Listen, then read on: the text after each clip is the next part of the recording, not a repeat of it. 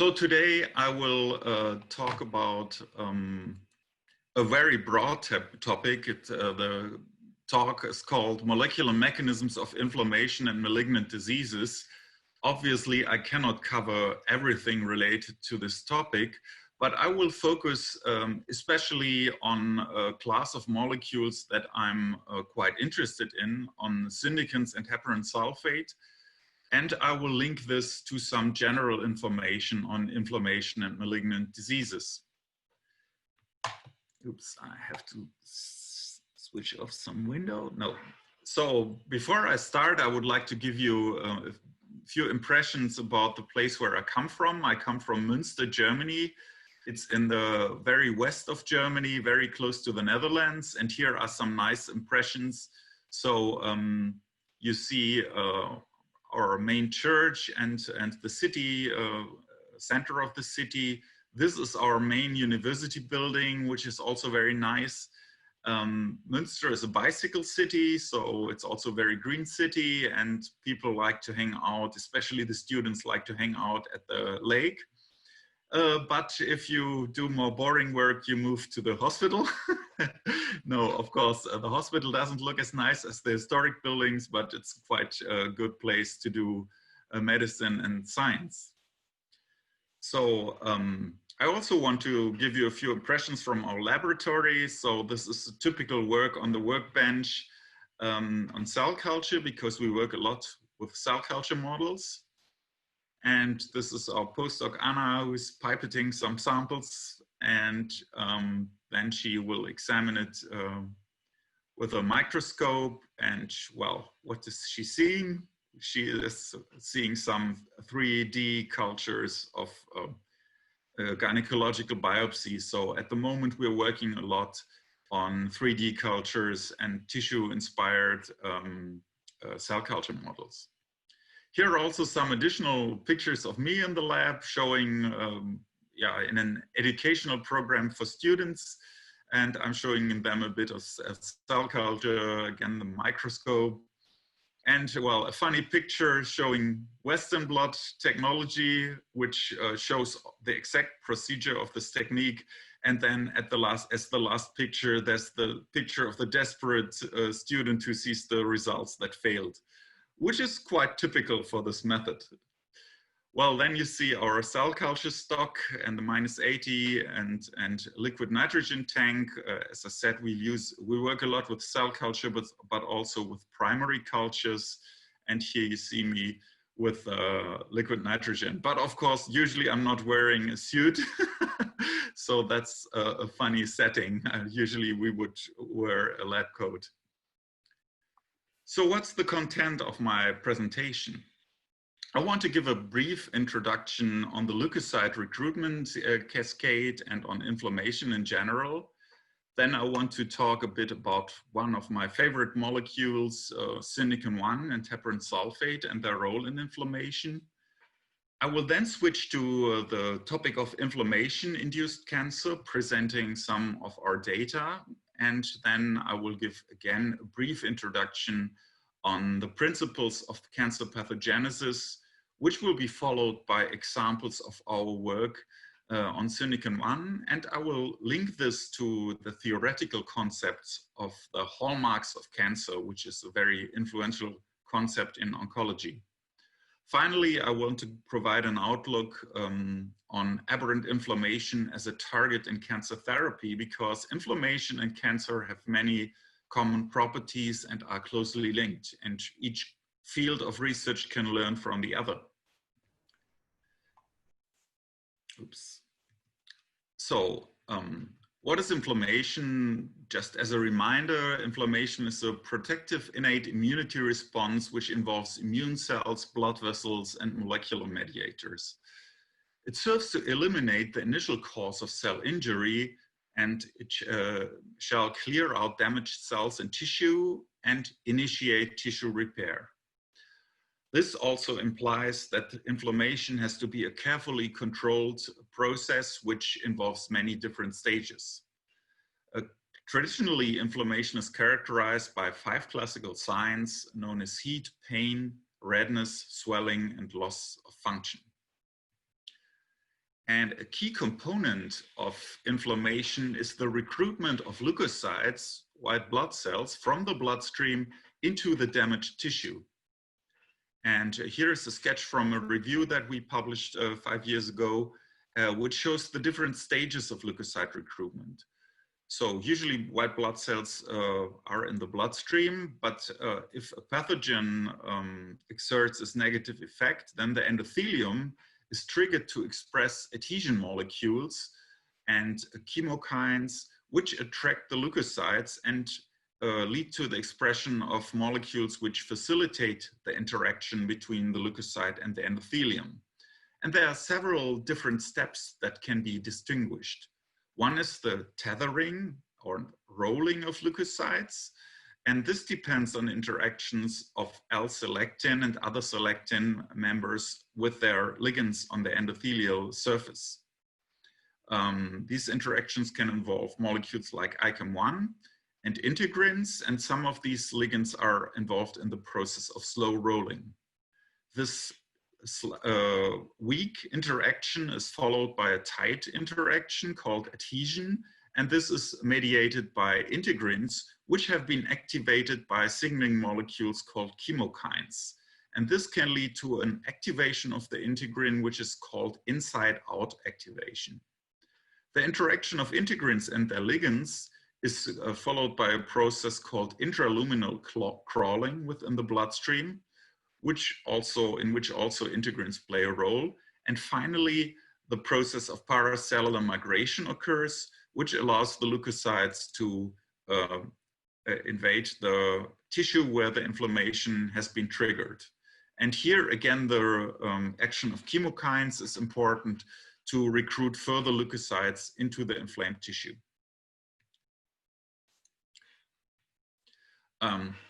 Well, as you have seen, the endothelium plays an important role in this process. And as I said, I'm quite interested in the role of heparin sulfate in the whole cascade. And for this purpose, it's interesting to look at the endothelial cell surface.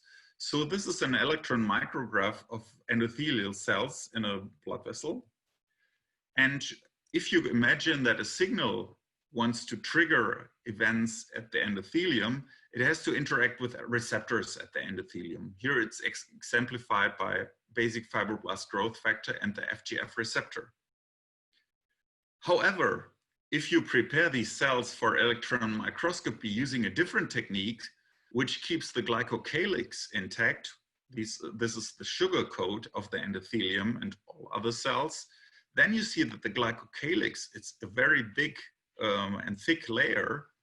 And if you think about the interaction of BFGF, which is positively charged, with the FGF receptor, you see that the positively charged ligand has to overcome a negatively charged layer of sugars. And the question arises, how can the FGF interact when there is a barrier of negatively charged molecules? And one component of these negatively charged molecules is heparin sulfate, which is one of the most negatively charged biomolecules due to the modification with carboxylic acids and sulfation. So this tells you that the glycocalyx must play a role in the leukocyte recruitment. And indeed, if you look at the number of molecules which can interact with heparin sulfate and which are relevant to inflammation, it's a huge number. So you see cell adhesion molecules like selectins, which bind to heparin sulfate. Many chemokines and cytokines bind to heparin sulfate. Tissue remodeling factors, special proteases interact with heparin sulfate. Matrix molecules interact with it. Growth factors interact with it. All kinds of molecules which are relevant to inflammation interact with heparin sulfate. So this tells us that it probably plays an important role. So this brings me to another topic, heparin sulfate and synakin-1 in inflammation.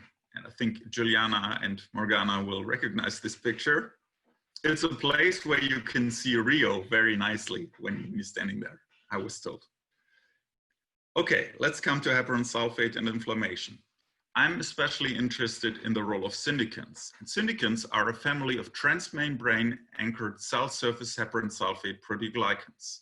So these are molecules which reside in the cell membrane. They have highly conserved cytoplasmic and transmembrane domains, but on the extracellular domain, the heparin sulfate plays an important role. So the cytoplasmic domains, they can interact with cytoskeletal elements in an indirect manner. And in this way, they are a bit similar to integrins. I will come back later to the function of heparin sulfate.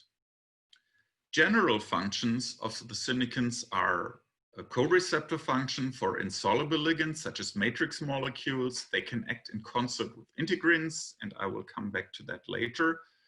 A very important function is the co-receptor role for soluble ligands. I will come back to that later also, but this means that the syndicants present a ligand like FGF to the FGF receptor, and thereby they facilitate signal transduction. So this means that the syndicant is not the real signaling molecule, but it enhances signaling processes. Furthermore, syndicants can act as endocytosis receptors. And another interesting feature is that they can be cleaved off the cell surface. And this converts the cell surface molecule into a soluble paracrine effector, which can have similar or opposing functions to the cell membrane molecule. So as mentioned before, the most important extracellular domain of the syndicants are the heparin sulfate chains. And these molecules are related to heparin, and they can interact with many molecules, as I have already shown, which are important for inflammation, but also for cancer. So what is heparin sulfate? Heparin sulfate is a so-called glycosaminoglycan. It's a linear carbohydrate chain, which is highly negatively charged. It's a highly anionic linear polysaccharide. It has a backbone composed of repetitive disaccharide units, which can be sulfated, and this creates specific binding sites for proteins.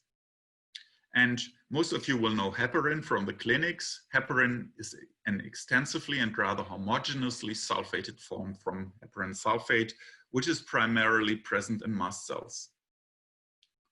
So coming back to the multi-step paradigm of leukocyte endothelial interactions, it's interesting to see if heparin sulfate and syndicants play a role in this function. And I will go through this step by step. So the first step is a recruitment of the leukocyte to the endothelium. And chemokines play an important role in this process. And it has been shown that syndicants are involved in chemokine gradient formation. This has been shown, for example, in work from Pyong Park's lab, who has shown that the shedding of syndican, the cleavage from the cell surface, plays an important role in lung inflammation and in the generation of Kc chemokine gradients.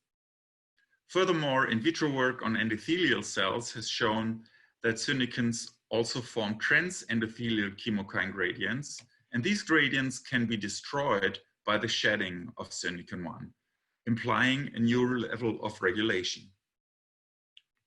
And it's also important to note that syndicants act as co-receptors for G protein coupled receptors, such as chemokine receptors, So the chemokine binds to the heparin sulfate chain of syndicin, which presents it to the actual receptor on the leukocyte. And this triggers G protein pathways, which lead to an activation of the leukocyte. So it's clear that the first step of leukocyte recruitment is modulated by proteoglycans. What about the second step? Well, the second step involves selectins, and not too much is known about this, but it's known, and I think the group of Mauro Pavao has shown this also, that selectins can be modulated by heparin sulfate, and this plays a role in the recruitment of leukocytes and tumor cells in the bloodstream. The next step is the tight adhesion modulated by integrins. And as I will show later in this talk, there's also evidence for a function of syndicins in this step. And finally, you have the aspect of transmigration. And it's known from the literature that molecules like kininogen and heparin binding protein, which are vasoactive factors, bind to a heparin sulfate. Heparinases are important to degrade the basement membrane to allow the transmigration of leukocytes. Of course, I elaborated already on the chemokine signaling, and FGF signaling also plays a role in this process. So all of these steps are also potentially influenced by heparin sulfate. And I will present now some work on the role of syndicin-1 in inflammation. And I started this work at Harvard Medical School. This is not a picture from Harvard Medical School, but you may recognize it. And we learned a lot from syndicin knockout mice. So syndicin-1 has been deleted in these mice, and these are mice which are viable and have more or less normal development, but they have an interesting inflammation phenotype, which I discovered as a postdoc in Boston. So I discovered that there are increased leukocyte endothelial interactions in syndicin knockout mice compared to the wild type. And this was shown with a retinal perfusion technique where you label the blood vessels with a fluorescent lectin, and then you can just count leukocytes in the retina as a general readout for leukocyte endothelial interactions. And when we did this, we realized that syndicin-1 knockout mice have more adherent leukocytes than wild-type mice. Moreover, we did bone marrow transplantation experiments in these animals to find out if the lack of syndicin-1 on the endothelium, which is in the host animal, or on the leukocytes, which come from the transplanted leukocytes in the bone marrow transplantation, play a role. And if you look at this, in the syndicin knockout to syndicin knockout situation, you have more leukocytes in the retina. In the wild type and wild type situation, you have also less leukocytes. But if you transplant syndicin deficient leukocytes into a wild type mouse, you also see the leukocyte adhesion phenotype. And this tells us that the lack of syndicin-1 on the leukocytes plays a role in the increased recruitment of leukocytes to the endothelium. We also did this in video microscopy experiments where we stimulated syndicin deficient and wild type knockout mice with TNF alpha to simulate strong inflammation. And in this model, you see in the wild type mice an increased rolling of leukocytes, but in the knockout mice, you saw a massive adhesion and transmigration of the leukocytes. So clearly inflammation is massively enhanced in the absence of syndicin-1. And I have to admit, this is the total opposite of what we have predicted, but this triggered us to investigate the phenotype more. And in the following years, with the help of many collaborators, we showed that syndicin knockout mice have increased inflammation in various in vivo models, in kidney inflammation, in skin inflammation, after myocardial infarction, in brain inflammation, and also in inflammation in the colon. And this is an example that I will present here because I think you may be especially interested in this topic. So this was published a while ago, but I will also present some newer data, the role of syndicin-1 deficient mice in DSS colitis. So what's the reason for studying syndicin-1 in inflammatory bowel disease? Well, it has been shown before that the expression of syndicin-1 in ulcerative colitis is decreased and linked to disrupted ulcer healing. Moreover, it has been shown in vitro that heparin increases FGF-induced proliferation of intestinal epithelial cell lines. So when we started the study, we thought it would be very interesting to look at Synakin-1 knockout mice in a model of inflammatory bowel disease. And here we have the model of dextran sodium sulfate colitis. So this model has features like ulcerative colitis and is based on feeding mice DSS. This causes an osmotic imbalance in the colon and leads to colon damage. And usually, depending on the dose that you give to the mice, you have symptoms similar to colitis and you see a weight loss and inflammation in the colon, but usually the mice recover. So when we used wild-type mice in this model, and I have to say, we also wanted to study the role of heparin, and we were giving the mice enoxaparin to see if heparin influences the colitis. And when we looked at wild-type mice, at the survival of these mice, well, nearly all of these mice survived. And when we gave enoxaparin, there was a slight increase in mortality, but I think this may have been one mouse that died in our group. However, when you look at the Synakin knockout mice, we have a completely different picture. Many of these mice die after the colitis induction, and this tells us that the inflammation is much more severe. And in this group of mice, we could cure the effect by adding enoxaparin. So in a situation where we have less Synakin-1, you have more increased inflammation, and you can heal this phenotype by adding enoxaparin, which may be interesting if you apply this to a patient situation. So we looked at the colons of these mice and did a histoscore looking at the damage, loss of epithelial cells versus large ulcerations, for example, or epithelial leukocyte infiltration versus transmural infiltration. So you can give a defined score in this disease model. And when we did this and compared knockout and wild-type mice, you can see that after day 9 of the treatment, you have a lot of damage, both in knockout and wild-type mice. But after day 15, this damage is still present in the knockout mice while it has healed already in the wild-type mice. So there's a delay in wound healing in these mice. And this severe disease progress can be healed by the use of enoxaparin, which is of course very nice. And this is also reflected by the histoscore, which still stays bad at day 15 in the knockout mice. And also the leukocyte infiltration score is bad in the knockout mice. But this can be reversed by the addition of heparin. When we looked at cell proliferation and apoptosis in this model, we could show that in the knockout mice, you have a delay in wound repair as measured by the proliferation. The proliferation occurs much earlier in the wild-type mice. This is a sign of healing of the wound. And also we saw more increased apoptosis in the knockout mice. In vitro, we could show that Synakin-1 knockdown by siRNA led to less proliferation of the colon carcinoma cell line CACO2 and also to less MAP kinase signaling, as shown by Western blot. We also did a gene array screening for inflammatory factors. You don't have to look at this picture. So this was just the screening, and we confirmed the most interesting factors by real-time PCR of the damaged tissue of knockout and wild-type mice before and after colitis induction.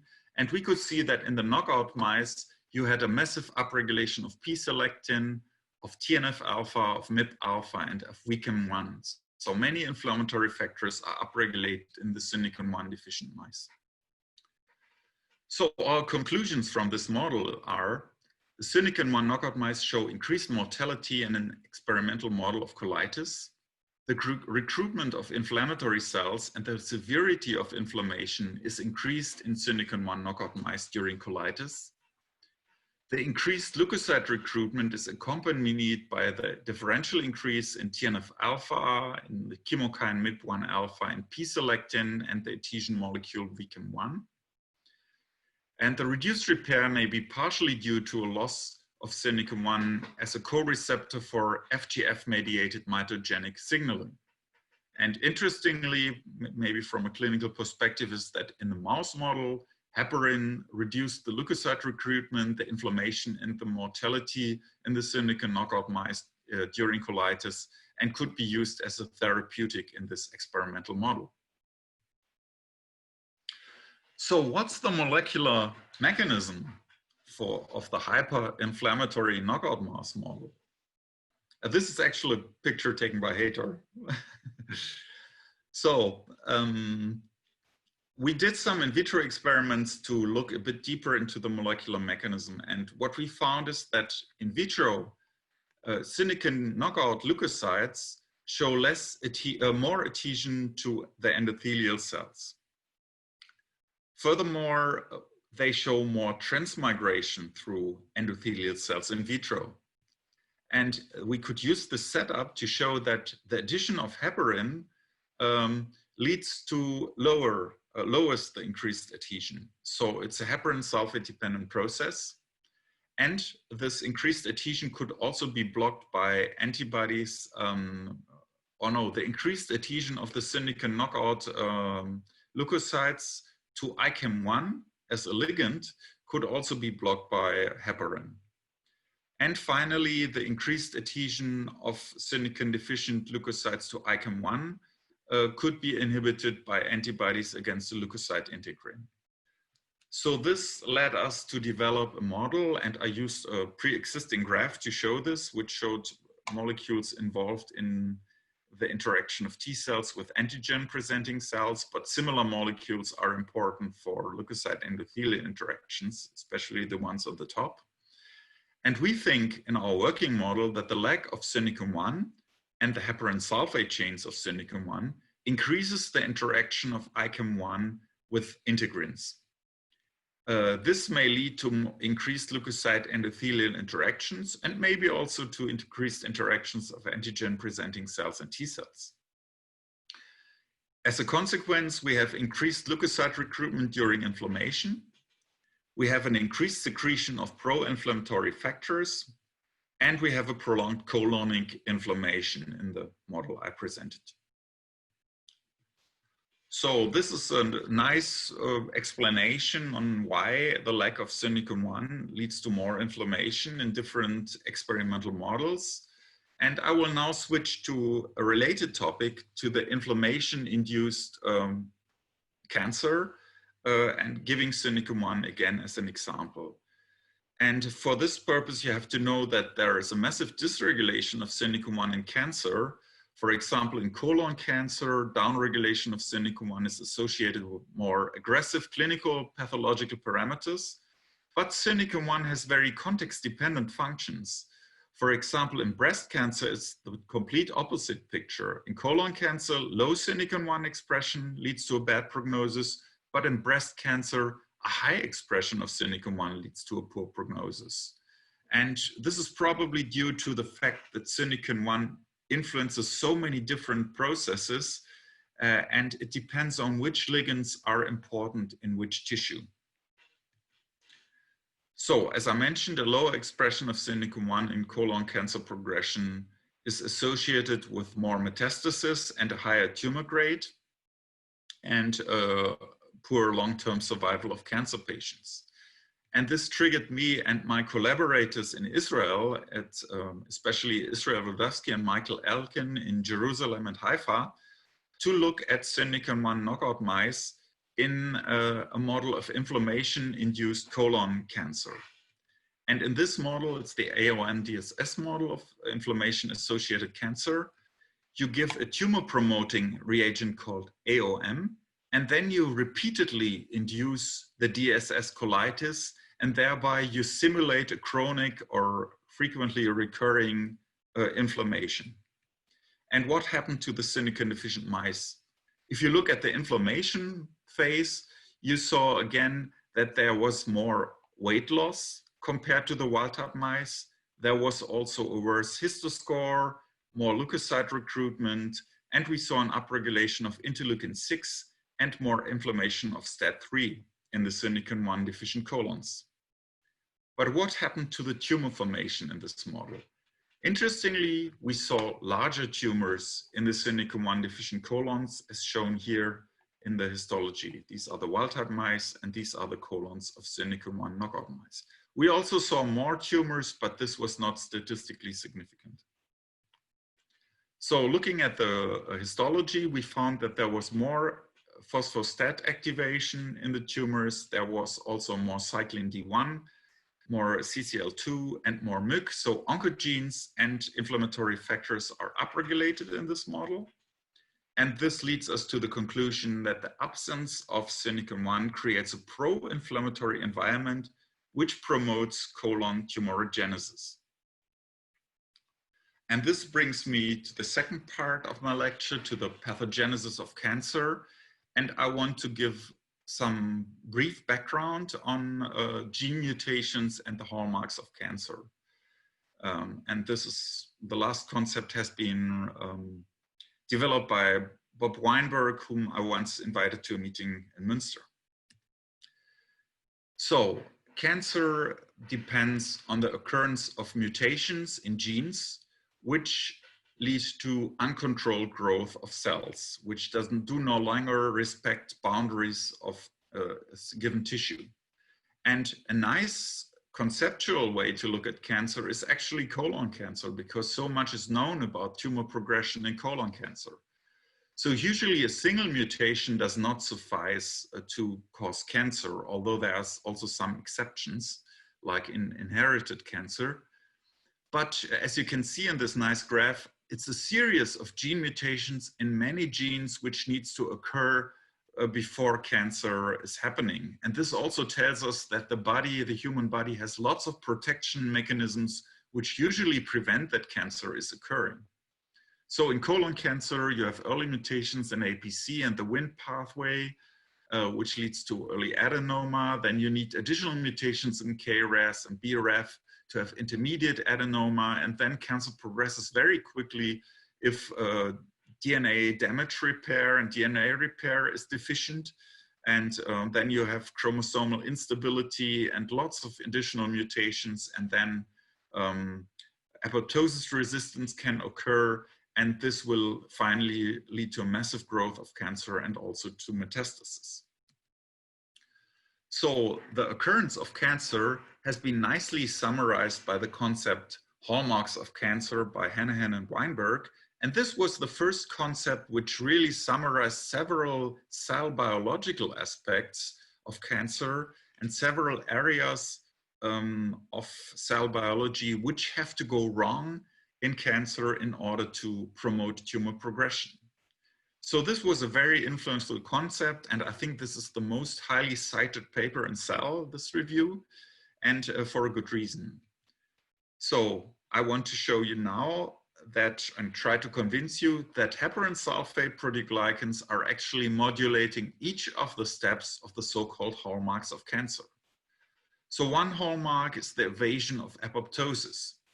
Usually, apoptosis of cells which have acquired many potentially dangerous mutations is a way to kill tumor cells.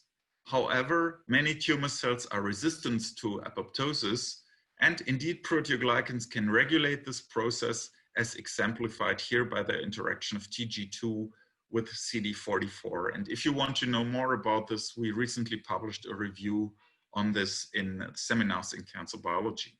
So I will not elaborate on all of these aspects in detail. Another aspect is the self-sufficiency in growth signals. So this means that usually you need, if a cell wants to respond to a signal like from a growth factor, it needs to have a receptor activation, and this activated receptor conveys a signal into the cell, which tells the cell that it should divide. However, in cancer, the cells do not need these factors anymore because due to mutations, there is this self-sufficiency in growth signals and the signaling occurs constitutively. And as cell surface proteoglycans modulate signaling, you can imagine that they play a role in this process. So this is the classical concept of receptor tyrosine kinase activation. A factor such FGF binds to the receptor, which dimerizes. A receptor tyrosine kinase activity is initiated, and this leads to the activation of the RAS-RAF cascade, the MAP kinase pathway, and to the activation of proliferation, migration, invasion, and angiogenesis. So this is clearly important, and as it is seen here, synicans and heparin sulfate proteoglycans play a role in this process. And we have shown this in breast cancer cells. This shows an example where we stimulate breast cancer cells with FGF.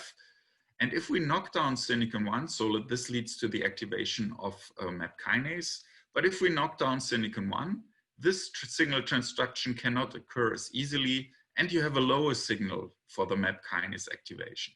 So again, synakin-1 is not completely required, but if it's missing, this process doesn't work as nicely anymore. There is also another hallmark of cancer, which is called insensitivity to anti-growth signals. And this is exemplified here by another proteoglycan called glypican-5, which can inactivate such a pathway, the Wind-Frizzle pathway.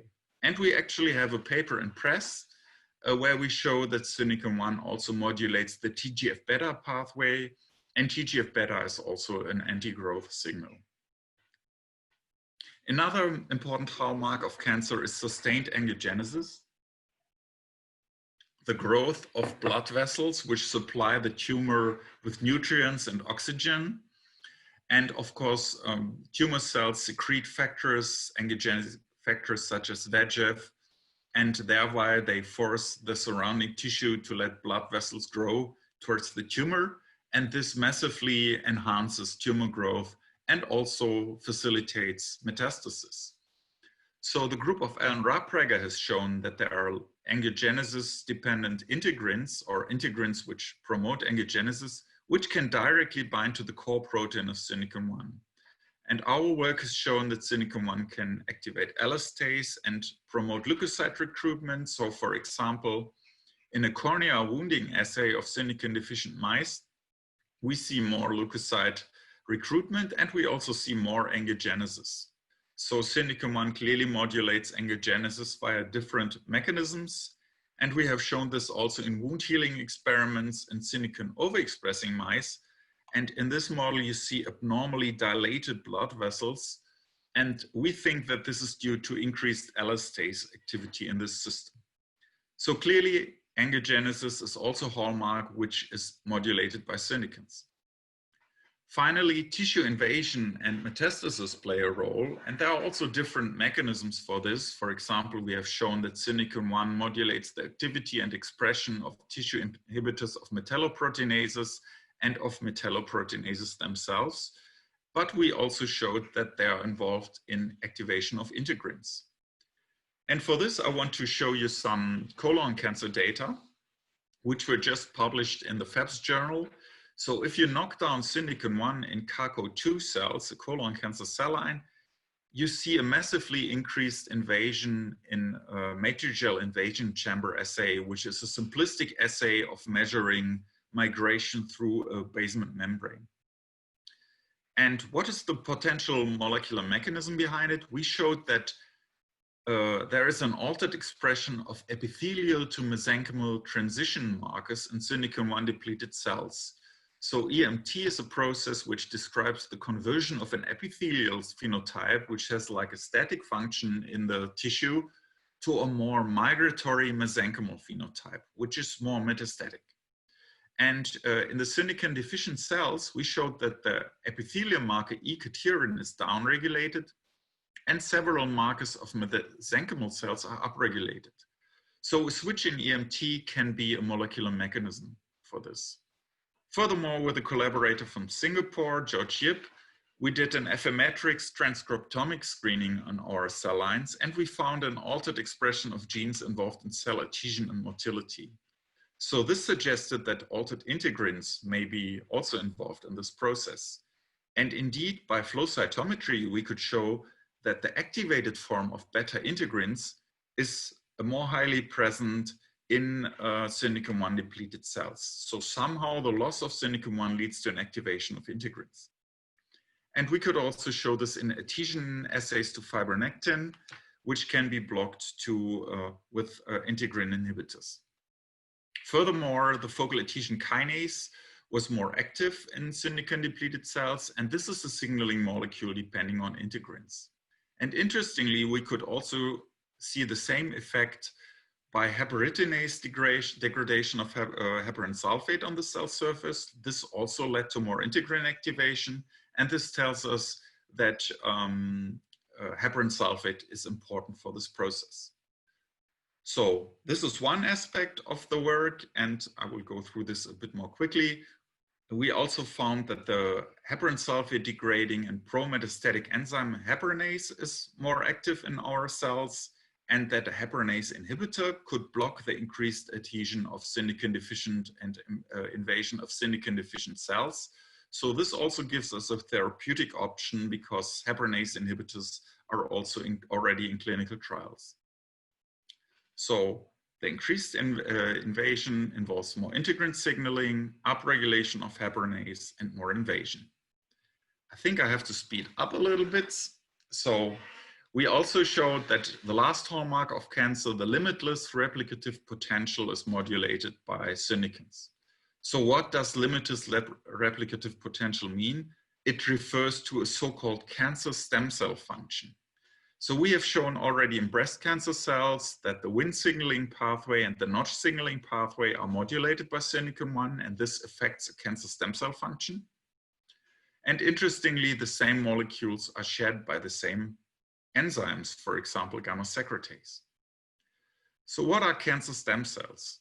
In healthy tissue, a stem cell has only one function. It should regenerate or generate differentiated cells which have a defined function in a tissue, for example, an epithelial cell. And for this purpose, stem cells divide in an asymmetrical manner. They always generate a new stem cell and a cell which can differentiate into a certain tissue. However, in cancer, through different mutations and different aberrant environments, it is thought that cancer cells can acquire a stem cell-like state. Why is this important? Cancer stem cells and stem cells express more multi-drug resistant proteins and are therefore more resistant to chemotherapy. And they have a higher DNA repair capacity, and they are therefore more resistant to radiation. So cancer stem cell properties are linked to therapeutic resistance, and it is thought that cancer stem cells are therefore important for recurrence after an otherwise successful cancer therapy. So we investigated in our in vitro system a cancer stem cell phenotype, and I will go through this a bit more quickly in the interest of time. So this was published in 2 papers this year in Feb's Journal and Frontiers of Oncology. And we found that many stem cell markers are upregulated in colon cancer cells when you knock down syndicum-1. We also found that the property of spheroid formation is altered when enhanced when we knock down syndicum-1. We also saw in xenograft models that there is more tumor growth when you inject syndicum depleted cells, and this was linked to a high expression of stem cell markers. And we could show that the blocking of focal adhesion kinase, so the blocking of integrin signaling, can revert the stem cell phenotype, again providing a therapeutic option. So this shows us that integrin signaling linked to syndicum-1 function is not only important for direct invasion and metastatic growth, but also for cancer stem cell phenotype and therefore important for resistance to therapy. And this brings me to my last thoughts and perspective. So you can see Mauro here with me and some colleagues at the Gordon Conference in the United States. Are syndicins and heparin sulfate proteoglycans important for cancer therapy? So a field which has gained a lot of attention recently is cancer immunotherapy, because it has a very spectacular success in certain tumor types. Not in all tumor types, but for example, in highly immunogenic tumors like melanoma, you can have tremendous therapeutic efficiency by immunotherapy. So what does this mean? There are certain signaling pathways, for example, the interaction of PD-L1 and PD-1, which under physiological conditions serve to dampen an immune response. As you know, it's important to have inflammation to fight pathogens, but if the inflammation was successful, you have to prevent a chronic inflammation and you have to shut down the immune response. Now, some tumor cells express ligands which are shutting down the immune response and lowering T cell function, such as PD-1, PD-L1, or B7. And you can block this dampening of the immune response by tumor cells by certain drugs like anti-PD-L1 antibodies. So in a review that was recently published in Seminars in Cancer Biology, we found evidence and summarized evidence on potential involvement of heparin sulfate proteoglycans or proteoglycans in general as targets for immunotherapy. And there is indeed a lot of evidence that these are attractive targets. For example, people are using drug and radioactive ligand conjugates to antibodies targeting proteoglycans such as synaffix1 and other proteoglycans. There are monoclonal antibodies and siRNAs, which are under evaluation for targeting the tumor cells. Vaccines, which take these molecules as targets, and also CAR-T, natural killer cells, which have been trained to fight certain antigens. And some of these CAR-T cells have been generated against proteoglycans. So all of these therapeutic targeting modes serve to fight the tumor cells, to increase apoptosis, anti-tumor activities of cytotoxic T cells and other immune cells in order to fight cancer. And indeed, many of these approaches targeting proteoglycans such as glycans, CSBG4, CD44, and CD1 are already in clinical trials. Most of them in early clinical trials like phase 1 and 2 trials, but some have already reached phase 2. So there's hope that in the near future, we will know more about the suitability of proteoglycans as a target for anti-tumoral therapy. So I will come to the end of my talk and just have a brief summary. So this is a picture of me in the beautiful Bay of Rio, and that was on the boat of Mauro Pavao. So heparin sulfate proteoglycans modulate all steps of leukocyte recruitment. The absence of synaffix1 promotes inflammation at the step of leukocyte recruitment. Proteoglycans modulate all hallmarks of cancer, and the downregulation of synaffix1 promotes colon carcinogenesis via inflammation, integrin activation, and stem cell phenotype. And we have shown that this is the Wnt signaling pathway. Now I will come to the nice part. And this is also a nice picture from Rio. I will come to the acknowledgements, and much of this work has been done with collaborators, and you can see Juliana here when she visited Münster. So this was done by a huge European consortium, which also involved the University of Rio de Janeiro in the project Glycans. And the work on colon cancer that I presented was mainly done by Sampath Kumar Katakam from India, who also visited Rio de Janeiro and Mauro's lab to purify some proteoglycans for parts of its project. And of course, many people in my lab were involved in this work. And in green, I have shown the names of so many people from Rio de Janeiro, which joined my lab as guest scientists for longer or shorter periods. And yeah, you can see Felipe here.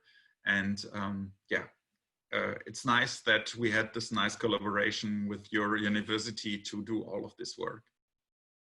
And with this, I would like to thank you for your attention. And I want to point out that the University of Münster has a Brazil Center which has nice activities, for example, guest professorships for Brazilian scientists, and it's really worth checking out the website and calls for interactions between Rio or Brazil and the University of Münster.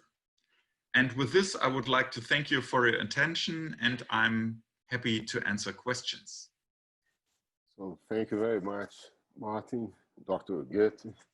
So excellent presentation, and I'm sure we did the right thing in calling you to give this talk today. And this association between chronic inflammation and cancer has long been shown, and since the 1800s, starting with Virchow, Rudolf Virchow, yes. Right? So now we have you here presenting these extraordinary results from your laboratory, and I'm sure we are going to have many questions today. And thank you for your time again. Yeah, thank you for the invitation. According to your presentation, it appears that the extracellular matrix will is becoming more and more a target of interest for clinicians too, right? So what do you think, what's your perspective in terms of clinical applications in the future? What do you think is going to happen with the research on proteoglycans? It will come more to the use in application in like biomarkers, or is going more in the direction to the therapeutic interventions, therapeutic targets? Yes, I think it's probably both, but for example, syndicin-1 has been detected by immunohistochemistry in many clinical studies. Also, the shed form of syndicin-1 has some prognostic value as a serum marker. But I think so far, maybe with the exception of glypican-3, another proteoglycan, other markers are at the moment favored over these markers. So maybe it does not offer an additional benefit, but we will see how this develops. With respect to therapeutic targets, it's of course, as I said, I worked a lot with syndicin-1, so it's a molecule that I like a lot, but I have to say syndicin-1 is highly expressed by epithelial cells, and this doesn't make it a good drug target because although, as you have seen, there are clinical trials going on with reagents blocking syndicin-1 or using syndicin-1 as a target, but I would imagine that you get a lot of side effects because you have a lot of syndicin-1 in the lung epithelium, you have a lot of syndicin-1 in the colon epithelium. So if you want to attack syndicin-1 with a drug, you will probably get a lot of side effects. But of course, it's possible that you can derive a certain peptide from syndicin-1 because an American group, Alan Raprega's group, has a drug which blocks the interaction of the syndicin-1 protein with alpha V integrins, and this has an anti-angiogenesis effect. So it's possible that if you target a specific part of the syndicin molecule, you may get a drug which is useful, more useful than targeting the whole molecule. I think there are also other drugs which may be more attractive, and top candidate are heparinase inhibitors. Heparinase is an enzyme which degrades the heparin sulfate chains of syndicin-1, and it is only expressed in the adult under inflammatory conditions, but not under physiological conditions.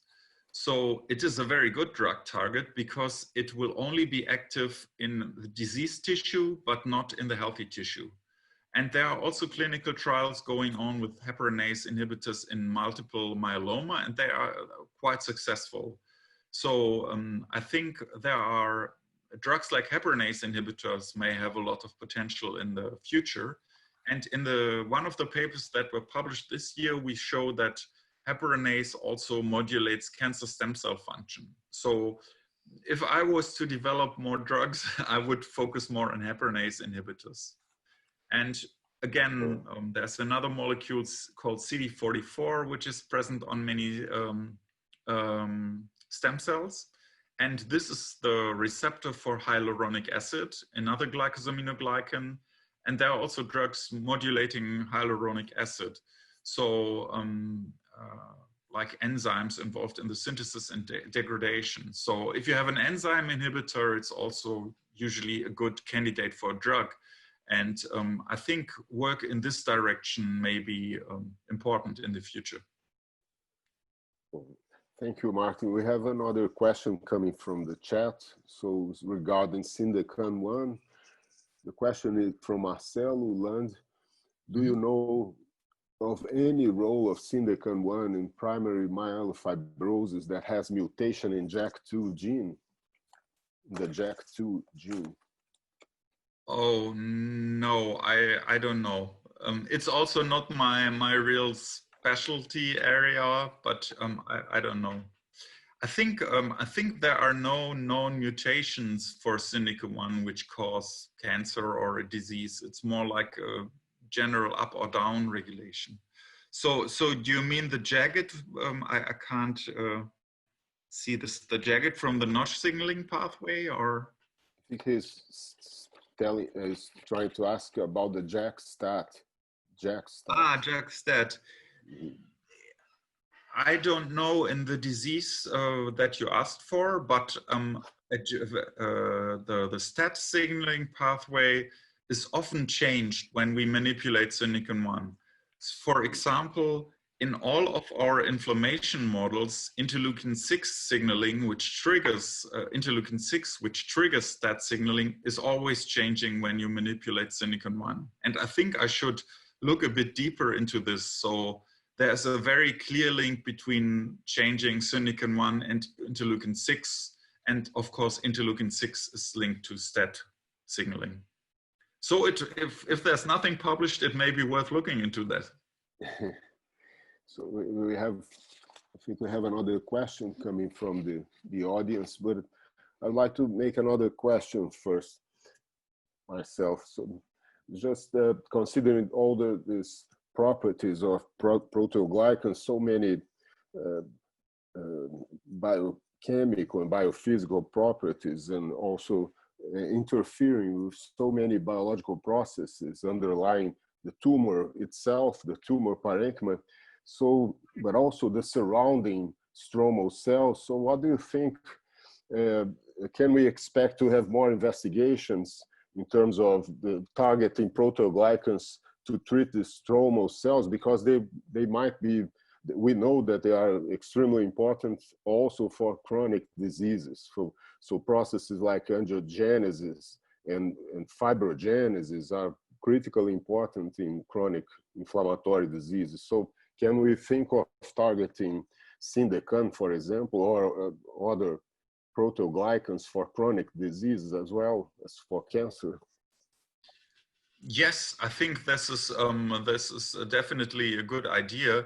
I know that, like, for example, in type 2 diabetes, Syndecan-1 has been mentioned as a marker. And if you switch back to cancer, it's very interesting if you look at immunohistochemistry, that often the expression of Syndecan-1, which is usually present in epithelial cells, seems to switch to stromal cells, and a high expression of Syndecan-1 in stromal cells is related to a poor prognosis. This is, for example, the case in breast cancer, but also in other tumor entities. So normally Syndecan should not be present in the stroma, but suddenly, if it appears in the stroma, you have a bad prognosis in many cancers. So I think it's a good idea to target this. And I also briefly mentioned that Syndecan, we have a paper in press in the reproductive biology field where we show that Syndecan-1 affects TGF-beta signaling. And of course, this is a strong inducer of fibrosis. And there's also published work on another Syndecan member, Syndecan-4, which has a link to fibrosis. So I think, yeah, definitely these molecules play a role. Mm-hmm. So I think we have another question. Beatriz, please. Please, you can make your question. Hi, Professor Itor and Professor Martin. Thank you for the lecture. I was actually going to ask about fibrosis and if it could be related somehow to fibrosis. So I think he has already answered that. So thank you. Yeah. Mm. Yes, I think probably through TGF-beta signaling, and of course in fibrosis you have a lot of you have an overproduction of extracellular matrix, as you know, probably know, and synuclein is a matrix receptor and influences signaling pathways which lead to fibrosis. So yeah, that's a good point to look at. So, who else? So, well, it's not really linked to fibrosis, but for example, I showed you one paper which was a collaboration with the University of Maastricht in the Netherlands, and they used synuclein-1 knockout mice in myocardial infarction model, and we found that there was also modulation of collagen fibers and a misalignment of collagen fibers in this model, which is of course also relevant for fibrosis. And I think there's a group in Norway also working on the heart, on heart disease, which has shown that there's fibrosis of the heart in synuclein-1 and synuclein-4 deficient animals. So there is some published work on this, but mainly in the field of cardiology. Very interesting. We have another question from Claudio. Claudio, please. You can now make your question. Can you hear me? Yes, yes. Hi, Professor. I have a question here because you show a few slides when you mentioned that Notch and Syndicum, they are related. And also you show the KCO2 and HG29. And I would like to know whether the expression of Syndicum is both equally expressed in secretory lineage and absorptive lineage, because the secretory lineage, for example, goblet cells, they escape from the Notch signaling. They start to express HLH1, and then Syndicum is also expressed in both. Oh, I have to admit, I don't know, but this is a very good question. Yeah, I would have to check that. Maybe probably there's literature on it, but I have to say, I don't know. So what, yes, one more question. Yeah, sorry, because I know that you have a short time, but I saw a few slides when you show KCO2 and HT29. Yeah. And HT29 is the heterogeneous population. So you can see there absorptive and also secretory. Okay. I saw that there's a morphology differences between HT29 and HT29 Syndicum knockout. What exactly did you see in that experiment? We had the stronger phenotype in the CACO2 cells. And of course, for reasons of publication, we showed the data which were most consistent, I have to admit. But we had some data which were not consistent between HT29 and Syndicum-1. For example, the upregulation of heparinase. I can't remember which aspects were not the same. But we may look into this later. Do you have HT29 MTX cells? No. Okay, because MTX cells, they will differentiate cell like 95% in goblet cells. So in this case, you'll be studying secretory lineage, and then you could analyze Syndicum, the expression of Syndicum. That's very interesting. I think we should, yeah, that's a good way for a follow-up project. Okay. So with the Notch pathway, we have worked mainly on breast cancer and a subtype called inflammatory breast cancer. We have shown that in patients that there's a correlation between Notch expression and Syndicum expression. And we also showed that some of the phenotypes we saw in Syndicum-1 deficient breast cancer cells could be reverted by a Notch inhibitor, gamma secretase inhibitor. But I think we need to do more molecular work to really find out how syndicants and Notch interact. So we think there is a connection, but the molecular mechanism is not clear in detail. So we still need to find out more about this. Okay, thank you. Okay, any more questions? Please feel free to make your questions last minute. So I think, Martin, thank you very much for your time, your attention, excellent presentation, and we can talk later. Yes. We Yeah, have to thanks again develop for the invitation. some new projects. Mm-hmm. Thank you very much. If nobody else wants to make another question, further questions, no? So thank you very much. Yes, thank you for the Bye-bye. audience. I'm looking forward to my next visit in Rio. It's a long time ago. You've seen me with black and short hair on most of the pictures. Exactly. So Yeah. time to come back. I understand. I understand that you are playing guitar in a pub.